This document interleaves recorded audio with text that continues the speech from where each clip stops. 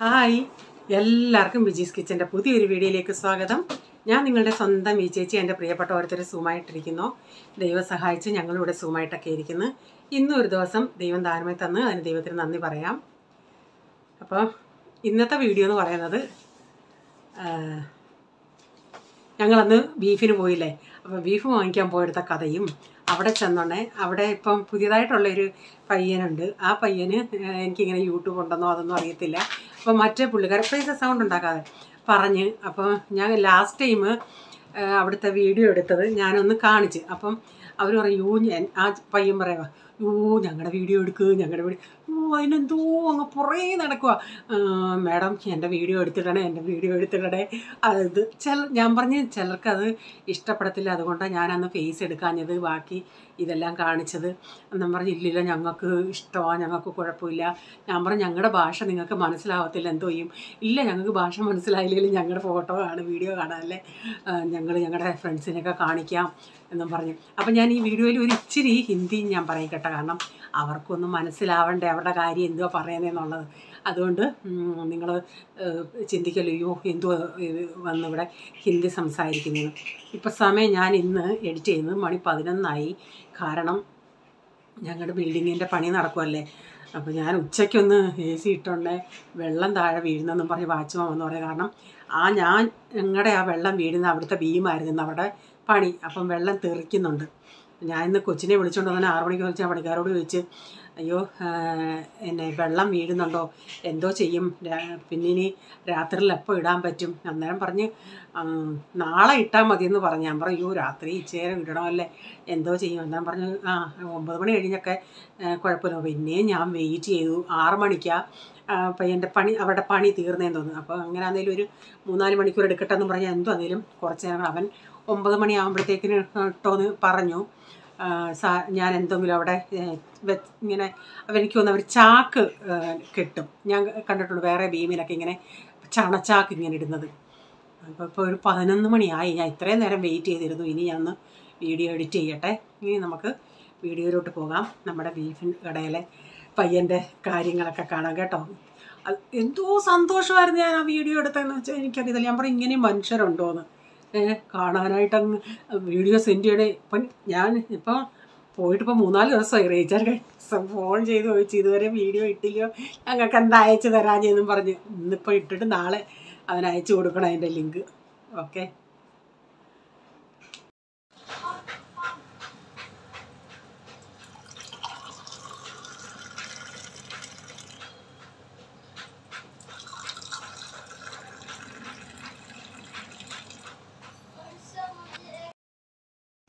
അപ്പോൾ ഇന്ന് രാവിലെ ഇന്നലെയൊക്കെ രാത്രിയിലൊക്കെ എനിക്കിത്തിരി നല്ല ജോലിയൊക്കെ ഉള്ളത് കൊണ്ട് ഞാൻ പിന്നെ ഇന്ന് രാവിലെ മിസൽ പാവ് വെളിയിൽ നിന്ന് റീച്ചാൽ വാങ്ങിച്ചുകൊണ്ട്, ഇവിടുത്തെ ഈ മഹാരാഷ്ട്രീയൻ്റെ ഒക്കെ ഒരു മെയിൻ താരമാണിത്.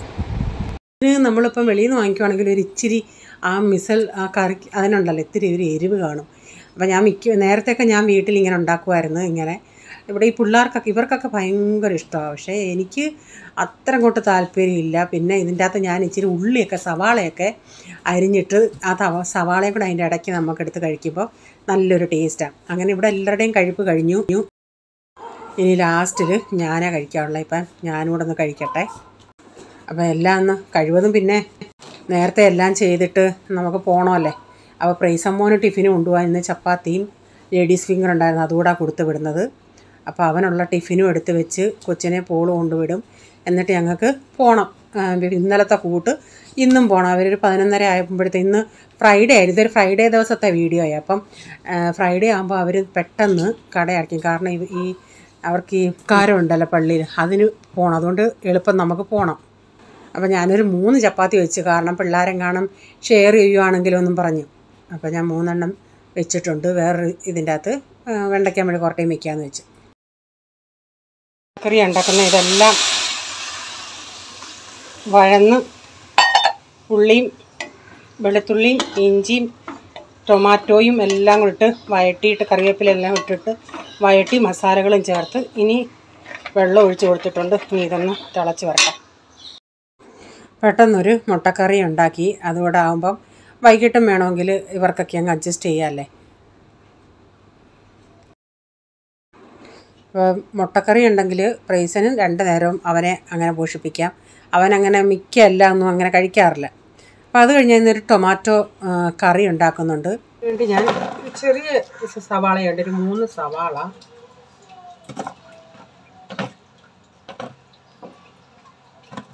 ഇത്രയും ടൊമാറ്റോ,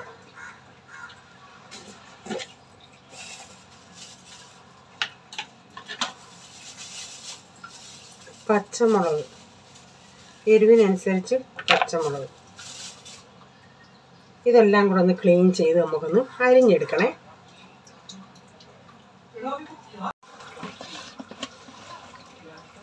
ഇത് കുക്കറിലിട്ടിട്ട് സാധാരണ നമ്മൾ എണ്ണയ്ക്കകത്ത് വഴറ്റിയല്ലേ എടുക്കുന്നത്. അത് ഒത്തിരി സമയം എടുക്കുന്ന അതുകൊണ്ട് നമുക്കിതൊന്ന് കുക്കറിൽ 2 വിസിലൊന്ന് അടിച്ചെടുക്കാം. ഇത്തിരി മഞ്ഞൾപ്പൊടി, ഇത്തിരി ഉപ്പൂട്ടിട്ടേ, കുറച്ച് വെള്ളം മതി, ഒരു 2-3 വിസിലടിക്കാം. നിങ്ങളുടെ കുക്കറിൻ്റെ വേവ് അനുസരിച്ച് 3, 4, 5 ഇച്ചിരി വെന്ത് പോയാലും കുഴപ്പമില്ല. നിങ്ങൾക്ക് വേവാതെ കിട്ടണമെങ്കിൽ അങ്ങനെ എടുക്കാം. അങ്ങനെയുള്ളൊരു കുറച്ച് ടൊമാറ്റോ എടുത്ത് മാറ്റി വെച്ചിട്ട് പിന്നെ ഒന്ന് വഴറ്റിയാലും മതി. എനിക്കിപ്പോൾ പെട്ടെന്ന് പോണ്ടിയിട്ട് ഞാനിങ്ങനെ കുക്കറിലുള്ള പരിപാടി ചെയ്തതാണ്. കഴിവതും ഞാനിങ്ങനെ എണ്ണയ്ക്കകത്ത് വഴറ്റിയിട്ടാണ് ചെയ്യുന്നത്. എണ്ണയിലിട്ട് വഴറ്റിയിട്ട് പിന്നെ അരപ്പ് ചേർക്കുക. ഇന്ന് കുക്കറിൽ ഇവർക്ക് ഈ കഷ്ണം ഇഷ്ടമല്ല, അതുകൊണ്ട് ഞാനങ്ങ് നന്നായി അതങ്ങ് വേവട്ടെന്നുള്ള അർത്ഥത്തിൽ ഞാനങ്ങ് 1-2 വിസിലടിക്കാമെന്ന് വെച്ചാൽ. പീസ് വേണമെന്നുള്ളവർ അതനുസരിച്ച് ചെയ്താൽ മതി, 1 വിസിലടിച്ചാൽ മതി. ഞാൻ ചട്ടി വെച്ചിട്ട് അതിലേക്ക് ഒരു ഇച്ചിരിയും വെളിച്ചെണ്ണ ഒഴിച്ചിട്ട് അത് നമ്മൾ കുക്കറിൽ വേവിച്ച് അതിനകത്ത് ഇത്തിരി വെള്ളം കിടപ്പുണ്ടല്ലോ, ആ വെള്ളം ഇല്ലാതെ ഞാനിതൊന്ന് കോരി ഇങ്ങനെ ഇതിൻ്റെ അകത്തോട്ട് ഇടുന്നുണ്ട്. ആ വെള്ളം കളയണ്ട, നമുക്ക് ലാസ്റ്റ് വെള്ളം ഒഴിക്കണമല്ലേ, അതിൻ്റെ അകത്ത് ഒഴിക്കാനായിട്ട് വെച്ചേക്കാം. ഞാനിപ്പം വെള്ളം ഇല്ലാതെ ഈ ടൊമാറ്റോ മാത്രം ഇതിലെടുത്തിട്ട് ഒരു ഇച്ചിരി നേരം നമുക്ക് ഈ വെളിച്ചെണ്ണയിൽ ഇതിട്ടൊന്ന് വഴറ്റിയെടുക്കണം. ഒരു 5 മിനിറ്റ് ഞാനിങ്ങനെ ഒന്ന് വഴറ്റിയ വെളിച്ചെണ്ണയിൽ കിടന്ന് ടൊമാറ്റോയൊക്കെ ഒന്ന്, ഓൾറെഡി ഇതെല്ലാം വെന്തതാ, ഒന്ന് ആ വെളിച്ചെണ്ണയുടെയൊക്കെ ടേസ്റ്റ് ഒന്ന് കയറാൻ വേണ്ടി ഒരു 5 മിനിറ്റ് ഇങ്ങനെ ഒന്ന് ഇളക്കി കൊടുത്തിട്ടുണ്ട്. ഇതിലേക്ക് അരച്ച അരപ്പ്, തേങ്ങ, ജീരകം, വെളുത്തുള്ളി, മഞ്ഞൾപ്പൊടി ഇതെല്ലാം കൂടെ ചേർത്തിട്ട് ആവശ്യത്തിനുള്ള വെള്ളം കൂടെ ഒഴിച്ച് കൊടുക്കുക. അപ്പോൾ ആ കുക്കറിലൊരിത്തിരി ബാക്കി വെള്ളമുണ്ട്, അതുകൂടെ ഞാനിപ്പോൾ ഇതിലൊഴിച്ച് കൊടുത്ത് ആവശ്യത്തിനുള്ള ഉപ്പൊക്കെ ചേർത്തിട്ട് ഇതൊന്ന് തിളച്ച് വരട്ടെ. അപ്പോഴത്തേക്കിന് എനിക്ക് സമയമായി.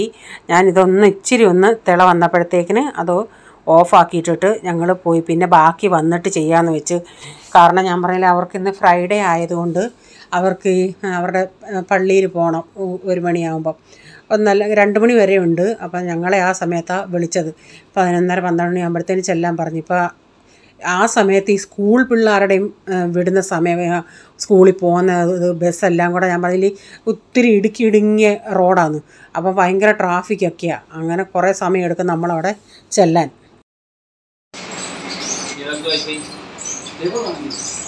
अच्छा वो नहीं, वो फोटो भेजते जिनका ऑर्डर रहता ना, ये हमारे पास इसका भी फोटो जाना है। संजय नगर पठानवाड़ी में दुकान है, ये पेटलेस है, फ्री डिलीवरी पर केजी, जितना ऑर्डर करेंगे 1 पीस मिलेगा। 1 दिन पहले व्हाट्सएप पे मैसेज आएगा, बोला पीस बोलते दे दीजिए और भी स्टार्टिंग। ഈ പയ്യൻ പുതിയതാ, ഇവനാ വീഡിയോ എടുക്കുമെന്ന് പറഞ്ഞ് പുറകെ നടന്നത്. അപ്പോൾ ഞാൻ പറഞ്ഞില്ല, ഈ സമയത്ത് അവർ ഷട്ടർ താത്തിട്ട്, കാരണം ആൾക്കാർ വരാതിരിക്കാൻ. എന്നിട്ട് ഞങ്ങളുടേത് ഇങ്ങനെ കട്ട് ചെയ്ത് ഇച്ചിരി സമയം എടുക്കുമല്ലേ, അവർക്ക് 2 മണിയാകുമ്പോഴത്തേക്കിന് പോകണം. അപ്പോൾ ഇവൻ പുതിയതാണ്. അപ്പോൾ ഞാൻ ഇനി ഇച്ചിരി നേരം അവർക്ക് കേൾക്കാൻ വേണ്ടി ഒന്ന് ഹിന്ദിയിൽ പറയാമേ. ആ പയ്യൻ ഇങ്ങനെ പീസാക്കി കൊടുക്കും. മറ്റേ പുള്ളിയെ ഞങ്ങളുടെ സ്ഥിരം കട്ട് ചെയ്യുന്ന ആൾ.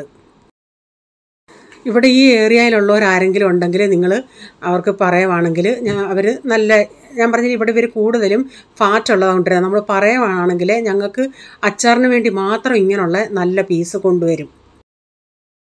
മലാഡിൽ പത്തൻവാടി എന്ന് പറയുന്നൊരു സ്ഥലത്തായത്. പക്ഷേ ഇവിടെ കിട്ടുന്ന സാധനവും ഫ്രഷ് സാധനമാണ്. രാവിലെ വരുന്നത് ഉച്ചയാകുമ്പോഴത്തേന് തീരും, പിന്നെ വൈകിട്ട് വീണ്ടും പോയി അവർ കൊണ്ടുവരിക. ഇതെല്ലാം ഞാനൊന്ന് ഹിന്ദിയിലൊന്ന് പറയാം കേട്ടോ. हम बीफ का अचार के लिए इधर से ही बीफ लेके जाते हैं. ये मलाड पत्तनवाड़ी करके एक जगह है, उधर ये दुकान. इधर आप लोग को फ्रेश माल ही मिलेगा, क्योंकि सुबह आते माल दोपहर तक ख़त्म हो जाते हैं, फिर शाम को जाके लेके आते. हमारा सामने ये सब होते, इसके लिए हमको मालूम है. हमको बोल के रखा है आप लोग को कभी चाहिए उसका एक दिन पहला बोलने का, नहीं तो ये बराबर लेके आने को नहीं होएगा ना बिना फट का। शाम को जाएगा तो भी मिलेगा, दोनों टाइम है ना, इसके लिए शाम को जाएगा तो भी मिलेगा। हमको एक टाइम देते, क्योंकि टाइम नहीं तो भी वो लोग बीच में करके देते, भी वो लोग बोलते टाइम पे जाएगा तो उतना तो अच्छा है। आज फ्राइडे है ना, इसके लिए शटर ऐसा डाल के ये लोग प्रेयर के लिए चर्च में जाने का है 2 बजे तक ये, नहीं तो शटर नहीं डाला तो एक एक जन आके रहते। फ्राइडे का दिन नहीं है तो ऐसा शटर नहीं डालते।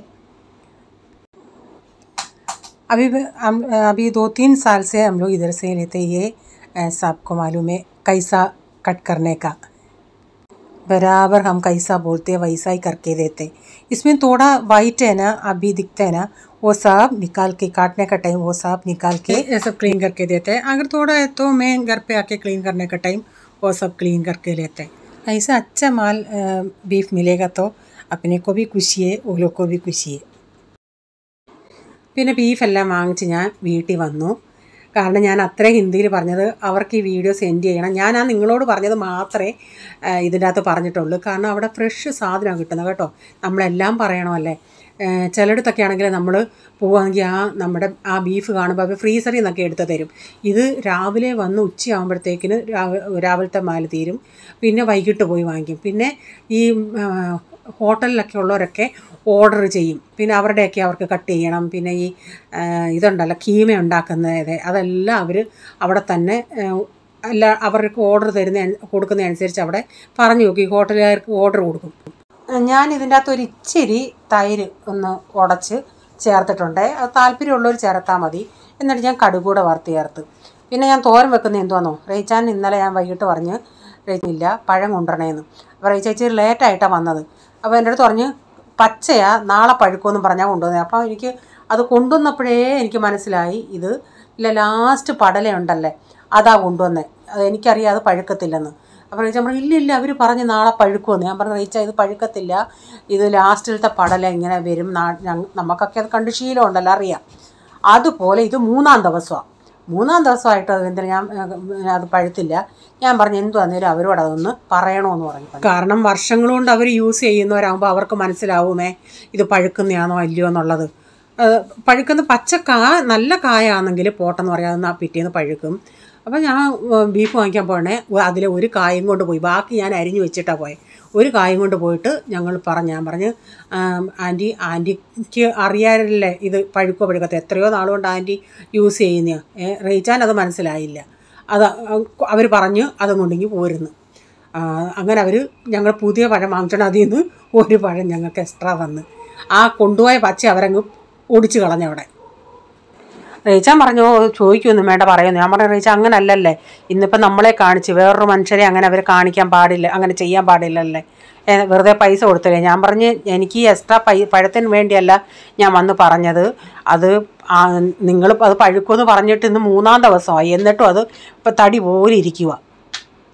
പിന്നെ ഞാൻ എൻ്റെ ജോലികളെല്ലാം ഒതുക്കി കഴിഞ്ഞിട്ട് ബീഫ് ഞാൻ കഴുകി, ആദ്യം ഞാൻ ഒരു കഴുകിയിട്ട് പിന്നെ ഉപ്പും വിനാഗിരി ഇട്ട് കുറച്ച് നേരം ഇട്ട് നല്ല അടിപൊളി ബീഫാണ് കിട്ടിയത്. ഞാൻ പറഞ്ഞില്ലേ നമ്മൾ പറയുവാണെങ്കിൽ നമുക്കിങ്ങനെ അവർ കൊണ്ടുവരുന്നത്, അല്ലാതെ അവർ സാധാരണ ആൾക്കാർക്ക് കൊടുക്കാനാണെങ്കിൽ അതിൻ്റെ അകത്ത് ഫാറ്റുള്ള, കാരണം ഇവിടങ്ങളിലുള്ളവർ കൂടുതലും ഫാറ്റാണ്. ഞങ്ങൾ അവിടെ നിൽക്കുക സത്യം നെയ്യ് അങ്ങനെ വാങ്ങിച്ചുകൊണ്ട് പോകും. പണ്ട് ഇവരെന്നോട് ഞങ്ങളോട് പറയുമായിരുന്നു, ഞാൻ ഒരു പ്രാവശ്യം കാണിച്ച് ഇതിൻ്റെ അകത്ത് എനിക്ക് ഇപ്പം ഞാൻ 5 കിലോ വേവിക്കുവാണെങ്കിൽ എനിക്ക് വറുത്ത് വരുമ്പോഴൊക്കെ ഇത്രേ കിട്ടത്തുള്ളൂ, വെള്ളം ഇതിൻ്റെ അകത്ത് ഭയങ്കരമാണ്.